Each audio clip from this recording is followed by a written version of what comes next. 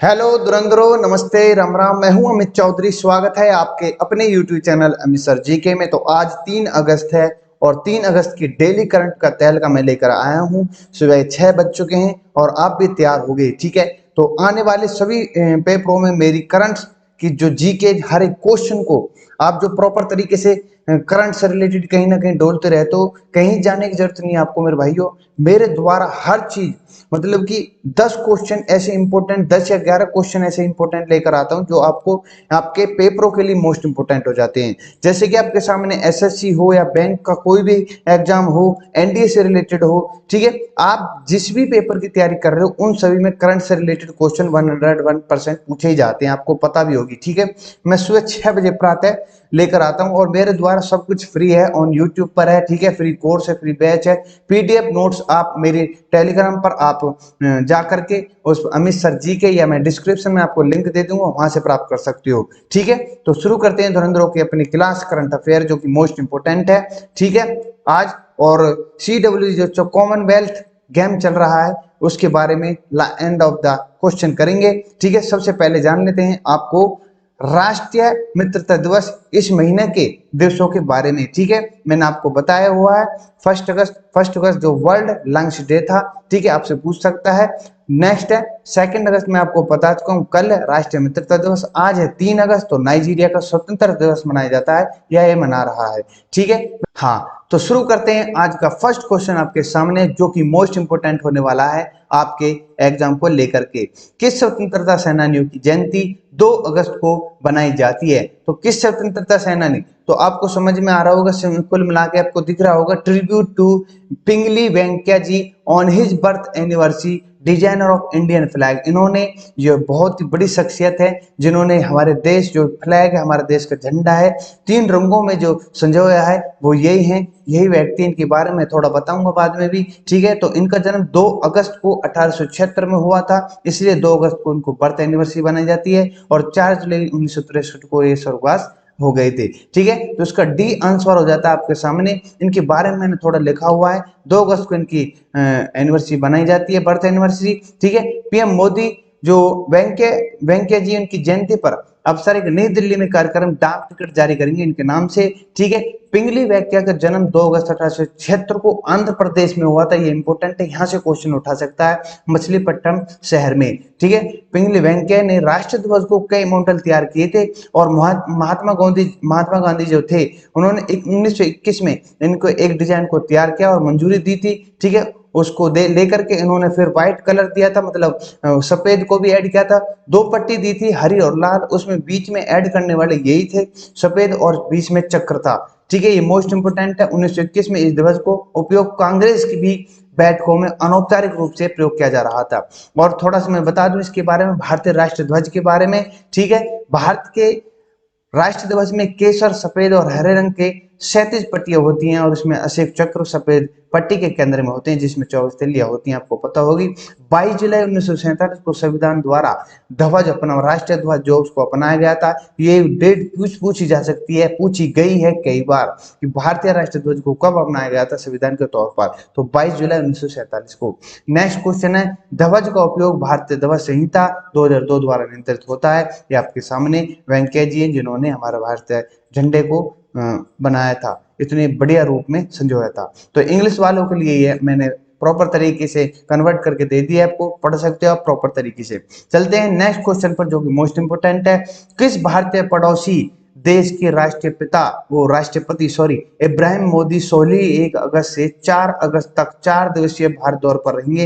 ये आपके सामने दिख रहे हैं, यही है राष्ट्रपति इब्राहिम मोदी जी। ये मालदीव के राष्ट्रपति हैं जो कि भारतीय दौरे पर 4 दिन के लिए आए हुए हैं, ठीक है। इनसे रिलेटेड मैं क्वेश्चन में आपको बता दूं कि मालदीव के राष्ट्रपति इब्राहिम मोदी अभी फिलहाल 4 दिन के दौरे पर आए हैं भारत में, ठीक है। वो द्रौपदी मुर्मू और प्रधानमंत्री मोदी से मिलेंगे। 1965 में भारत ने खुद, जो भारत का हिस्सा हुआ करता था, मालदीव को स्वतंत्र मान्यता प्राप्त देती थी। और भारत और मालदीव के संबंध बहुत अच्छे हैं, इनके व्यापार भी बहुत अधिक मात्रा में हो रहा है। 300 मिलियन डॉलर का आंकड़ा पार कर गया है 2021 से। ठीक है, 1981 की एक बात है कि भारत मालदीव जो एक व्यापार समझौते पर हस्ताक्षर कर चुका था, या बहुत दिन पहले, कि आपस में व्यापार करते रहेंगे। ठीक है, मोस्ट इंपोर्टेंट है। भारत की पड़ोस प्रथम नीति में मालदीव का विशेष स्थान है।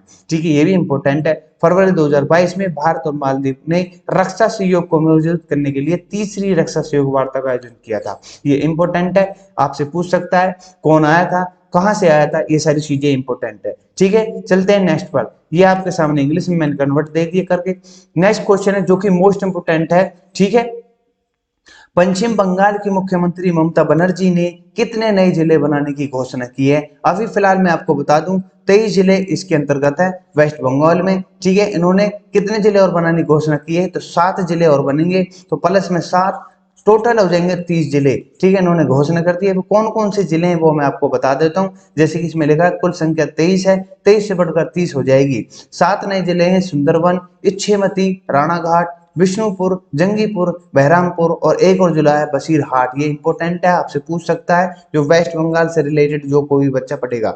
ठीक है, पश्चिम बंगाल के बारे में मैंने आपको बता दें कि यहाँ के सीएम जो है, चीफ मिनिस्टर है वो ममता बनर्जी, और राज्यपाल आपके सामने गणेशन है। ठीक है, ये इंपॉर्टेंट है। एक चीज और मैं बता दूं भौगोलिक रूप से कि यह 3 देशों से अपनी सीमा टच करता है, बांग्लादेश से, नेपाल से, भूटान से। ठीक है, आपसे ये भी पूछ सकता है किस किस के बीच स्थित है? हिमालय और बंगाल की खाड़ी में इस बीच में स्थित है हमारा पश्चिम बंगाल। ठीक है, ये मोस्ट इंपोर्टेंट है। थोड़ी सी अलग हटके मैं क्वेश्चन लेकर आता हूँ, उससे रिलेटेड कई क्वेश्चन में से कई क्वेश्चन निकाल के देता हूं आपको, जो कि जीके मजबूत हो जाए। ठीक है आपकी। हाँ, आपके सामने नेक्स्ट क्वेश्चन है। ठीक है, डॉक्टर सुजायलाल थोनेसन ने किस के महानिदेशक का अतिरिक्त प्रभार ग्रहण किया है? आपके सामने आईटीबीपी के इंडियन तिब्बत बॉर्डर जो है उसमें मैंने लिखा भी हुआ है कि आईटीबीपी के महानिदेशक के अतिरिक्त प्रभार ग्रहण किया है, जो कि ऑलरेडी पहले ये एसएसबी से महानिदेशक हैं। ठीक है, तो आईटीबीपी के नए बन चुके हैं। आपसे पूछ सकता है महानिदेशक कौन है? ठीक है, ये 1988 के आईपीएस रह चुके हैं। ठीक है, मध्य प्रदेश के कैडर से। ठीक है, दिल्ली पुलिस के नए एक्ट के रूप में जो संजय अरोड़ा, जैसे मैंने कल करंट अफेयर में पढ़ा है उनको, ठीक है, उन्होंने इनको कार्यभार सौंपा है। ठीक है, भारत तिब्बत सीमा पुलिस जो है यह भारत के 7 केंद्रीय सशस्त्र पुलिस बलों में से एक है। 24 अक्टूबर 1962 को सीआरपीएफ अधिनियम के तहत 1962 में भारत चीन युद्ध के मद्देनजर में बनाया गया था। ये इंपॉर्टेंट है, आपसे पूछ सकता है। ठीक है, इसका मुख्यालय जो हेडक्वार्टर है वो नई दिल्ली में स्थित है। किसका? आईटीबीपी का, इंडियन तिब्बत बॉर्डर पुलिस। ठीक है, यहां से क्वेश्चन आ सकता है। इंग्लिश वालों के लिए मैंने कन्वर्ट कर दिया, आप आराम से मेरी क्लास को ले सकते हो। नेक्स्ट क्वेश्चन है, विश्व स्तनपान सप्ताह प्रति एक वर्ष सॉरी विश्व स्तनपान सप्ताह प्रत्येक वर्ष अगस्त के अंतर्गत बनाया जाता है। कब से कब तक होता है? ये फर्स्ट वीक में होता है, प्रॉपर आपको पता भी होगी। नहीं पता तो मैं बता देता हूँ कि 1 अगस्त से और 7 अगस्त तक रहने वाला है इस साल भी। ठीक है, जैसे और वर्ष रहता है। ठीक है, वर्ल्ड ब्रेस्ट फीडिंग वीक है इसका नाम। ठीक है, ये इसके बारे में थोड़ा और मैं बता देता हूँ। यह 1992 से शुरुआत हुई थी। माँ और उसके बच्चे का मतलब बेटा हो बेटी, उनके दोनों के लिए लाभकारी होता है। ठीक है, इसको लेकर के विश्व स्वास्थ्य सेवा के एक प्रस्ताव में विश्व स्थापना सप्ताह को एक महत्वपूर्ण स्तनपान प्रोत्साहन रणनीति के रूप में समर्थन दिया है। ठीक है, विश्व स्तनपान सप्ताह 2022 विषय स्तनपान के लिए कदम शिक्षित और समर्थन करना है। ये इंपॉर्टेंट है, विषय के बारे में पूछ सकता है आपसे। ठीक है, किसके? शिक्षित और समर्थन के ऊपर है, मतलब कि यह एजुकेशन और सपोर्टिंग के ऊपर है। ठीक है, इंग्लिश में बात करूं तो नेक्स्ट क्वेश्चन आपके सामने है जो कि मोस्ट इंपोर्टेंट है। किस व्यक्ति ने the journey of nation 75 years of Indian economy नामक की एक पुस्तक लिखी है? तो आपके सामने जो ये संजय बारू जी है, ठीक है, बोरिस निवासी, और सभी गलत हो जाते हैं। तो आपके सामने लिख भी रही है 75 ईयर्स ऑफ इंडियन इकोनॉमी, जो कि संजय बारू जी के द्वारा प्रस्तुत की जा रही है, लिखी गई है। ठीक है, आपसे पूछ सकता है ये जो 75 ईयर्स इंडियन ऑफ इकोनॉमी किसके द्वारा लिखी गई है? ठीक है, ये मोस्ट इंपोर्टेंट है। इसके बारे में थोड़ा सा बता दूं, ये पुस्तक जो है पब्लिकेशन इंडिया प्राइवेट लिमिटेड द्वारा प्रकाशित की जा रही है। और the journey of an nation 75 years of Indian economy रीम इन्वेंट एंगज है, यह ब्रिटिश इतिहासकार, ये इंपॉर्टेंट है। जो एगस मेडिसन उनकी पुस्तक है ना the world economy a million perspective 2001 के संदर्भ में शुरुआत की गई थी, उसको लेकर के प्रोस्पेक्टिव में उसके लेकर के बनाई गई है ये पुस्तक। ठीक है, आपसे पूछ सकता है किसके प्रोस्पेक्टिव में लेकर बनाई गई है, तो ये आपके सामने ए मिलियन पर्सपेक्टिव है, जो द वर्ल्ड इकोनॉमी है उस बुक से ली गई है। किस कौन राइटर उसके, एगस मेडिसन। ठीक है, मोस्ट इंपोर्टेंट है।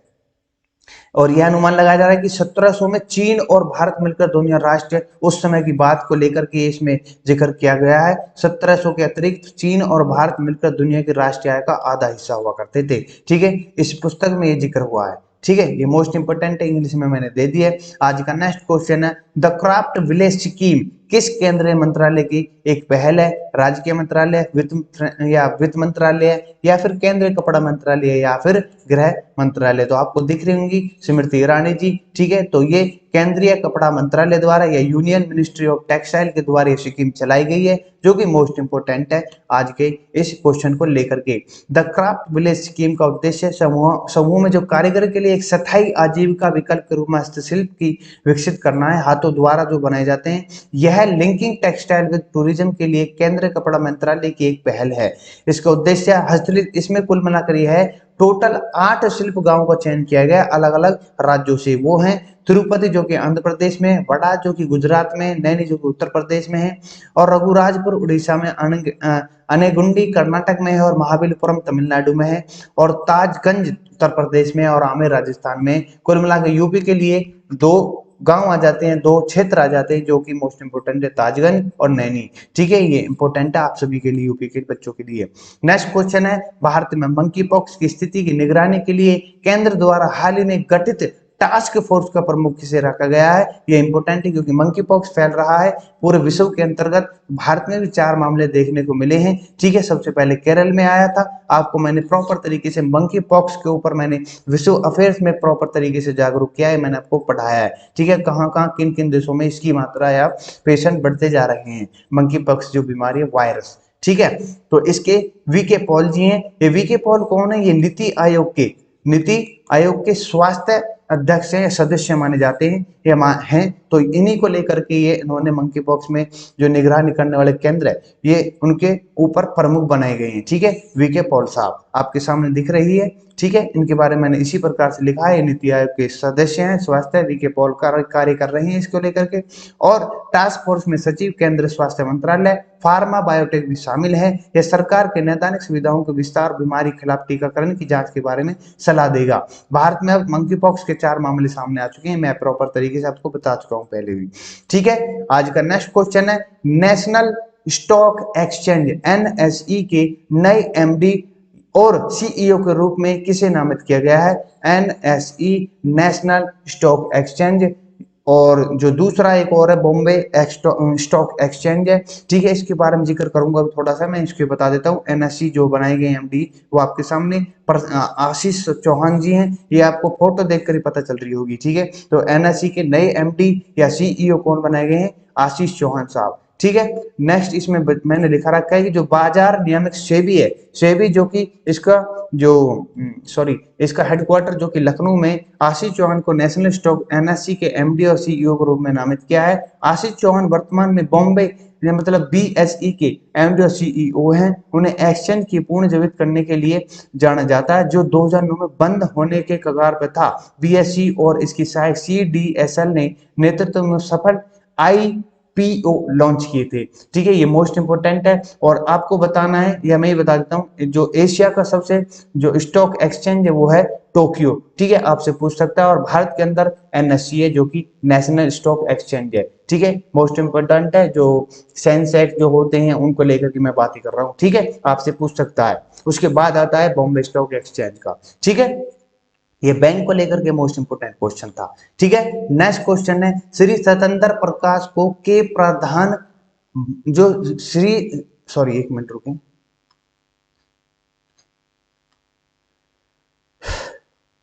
नेक्स्ट क्वेश्चन है श्री सत्येंद्र प्रकाश को के जो मतलब किसके प्रधान महानिदेशक के रूप में नियुक्त किया गया है? आपके सामने श्री सत्येंद्र प्रकाश ये दिख रहे हैं, रिबन से काट रहे हैं कैंची से। ठीक है, रिबन को। तो आरआईबी के बने हैं, पीआईबी है, सीआरपीएफ है, बीएसएफ। तो पीआईबी जो प्रेस इंफॉर्मेशन ब्यूरो है उनके इनको महानिदेशक बनाया गया है, जो आपके सामने सत्येंद्र प्रकाश दिख रहे हैं। ठीक है, इससे पहले उन्होंने केंद्र संचार ब्यूरो के महाप्रधान महानिदेशक के रूप में कार्य किया है। श्री प्रकाश भारतीय सूचना सेवा में 1988 के बैच अधिकारी हैं। कुल मिलाकर ये इंपोर्टेंट है, कहाँ से किससे रिलेटेड ये भी क्वेश्चन आ सकता है। उन्होंने यूनेस्को, यूनिसेफ, यूएनडीपी सहित कई राष्ट्रीय और अंतर्राष्ट्रीय संगठनों में भारत सरकार का प्रतिनिधित्व किया है।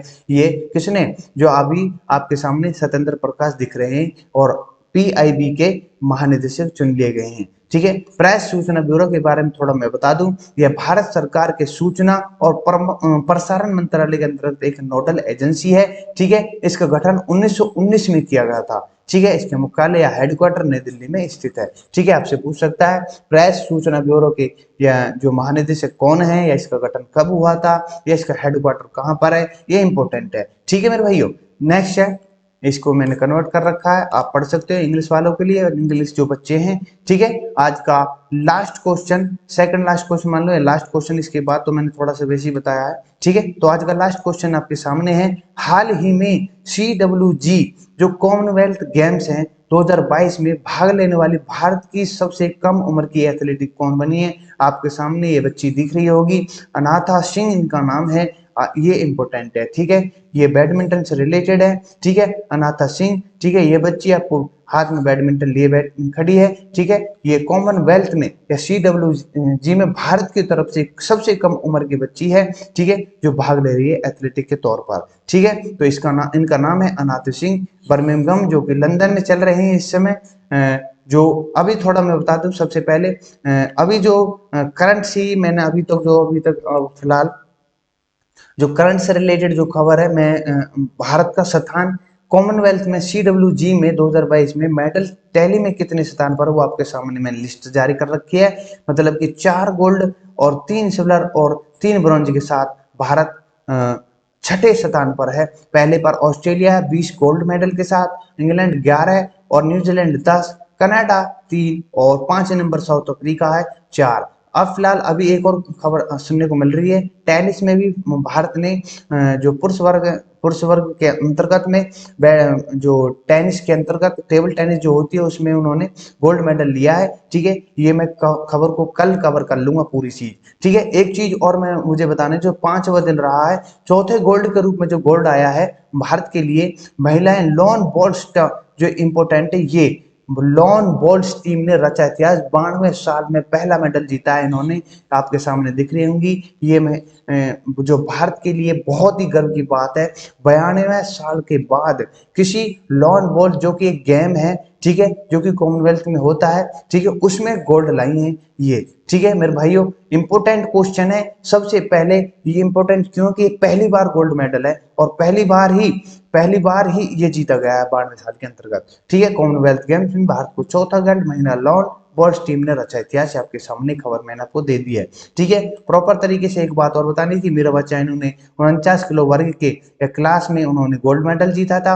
और इसी प्रकार से वेट लिफ्टिंग में 55 जो विद्या रानी देवी ने सिल्वर जीता, संकेत ने सिल्वर जीता, या गुरु राजा पुजारी ने ब्रॉन्ज, अंचिता ने गोल्ड जीता है। मोस्ट इंपोर्टेंट है, जिसने गोल्ड सिल्वर जीते हैं ये तो अधिक मात्रा में पूछे जा सकते हैं। ठीक है, क्योंकि कॉमनवेल्थ ने लेकर आना बहुत बड़ी बात है। ठीक है, ऐसी जर्मनी ने गोल्ड मारा है, हरजिंदर ब्रॉन्ज, सुशीता सिल्वर और विजय कुमार यादव ने ब्रॉन्ज जीता है। ठीक है, अधिक मात्रा में कम से कम 7 जो अभी तक जो मेडल आए हैं वो वेट लिफ्टिंग से होकर के आए हैं। ठीक है, आपसे पूछ सकता है क्वेश्चन को। ठीक है, जब ये गेम पूरे हो जाएंगे तो प्रॉपर तरीके से मैं आपको बता दूंगा कहां पर हुए, पिछले गेम कहां पर हुए, नेक्स्ट गेम कहां, इवेंट कहां पर होंगे, या भारत कौन से स्थान पर है। हम चाहते हैं कि अधिक से अधिक मात्रा में गोल्ड आए, हमारे भारत के लिए मोस्ट इंपोर्टेंट चीजें हैं। ठीक है मेरे भाइयों, तो ये याद कर लेना, क्वेश्चन बहुत इंपोर्टेंट है। ठीक है, 5वें दिन के अंतर्गत आज जो कल 5वां दिन चला था, ठीक है, उसमें 5वां दिन 3 गोल्ड आए जहां तक है। ठीक है, 2 गोल्ड मैंने आपको बता दिए। ठीक है मेरे भाइयों, तो आपके सामने ये इंपॉर्टेंट है, सबसे कम उम्र की बच्ची है। ठीक है, इनका नाम अनाहता सिंह है, जो बैडमिंटन में हिस्सा ले रही हैं CWG में भारत की तरफ से। ठीक है, आज की क्लास में इतना ही है। ठीक है, आज का सेशन मेरा कैसा लगा, किस प्रकार से आपको मेरे सेशन या क्लासेस लगती हैं, तो आप मुझे लाइक या शेयर से बता सकते हो। ठीक है, या कमेंट में बता देना कि क्लास में आज कितना मजा आया, कितना पढ़ने में रुचि रही आपकी, ठीक है। तो आशा करता हूँ आपको समझ में आया होगा सब कुछ। और भाई मेरे चैनल को लाइक शेयर सब्सक्राइब कर देना, ठीक है। बहुत अधिक मेहनत मेहनत कर रहा हूँ और इसी प्रकार से मैं मेहनत करता रहूंगा आपको, ठीक है। तो नमस्ते, राम राम, जय हिंद, जय भारत।